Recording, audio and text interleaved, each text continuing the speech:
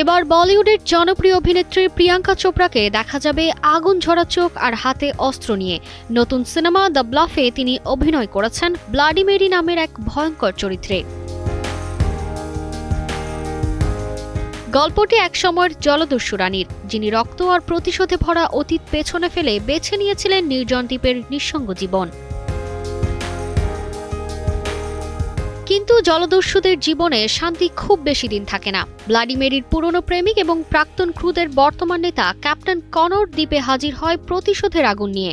Mona Lisa heavy flow 15 piece প্যাকেটের সাথে 8 পিসের একটি প্যাকেট একদম ফ্রি।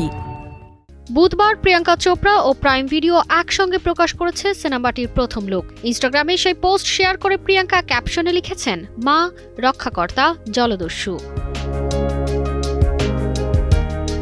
প্রকাশিত ছবিতে দেখা যায় দুর্গম সমুদ্র তীরের পটভূমিতে আকাশ থেকে ঝাঁপিয়ে পড়ছেন প্রিয়াঙ্কা। লক্ষ্য একটাই, ক্যাপ্টেন কনর। হাতে অস্ত্র, চোখে ক্ষোভ, মুখে যুদ্ধের দৃঢ়তা। তরবারি উঁচিয়ে শেষ মুহূর্তে লড়াইয়ের জন্য প্রস্তুত। রুশো ব্রাদার্সের এজিবিও স্টুডিওর ব্যানারে নির্মিত এই অ্যাকশন অ্যাডভেঞ্চারে প্রিয়াঙ্কার সঙ্গে দেখা যাবে টেমুয়েরা মরিসনকেও।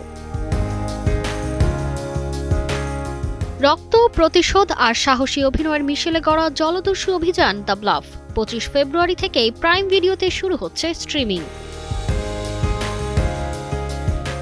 তারতিবা ফারুহি, কালের কণ্ঠ।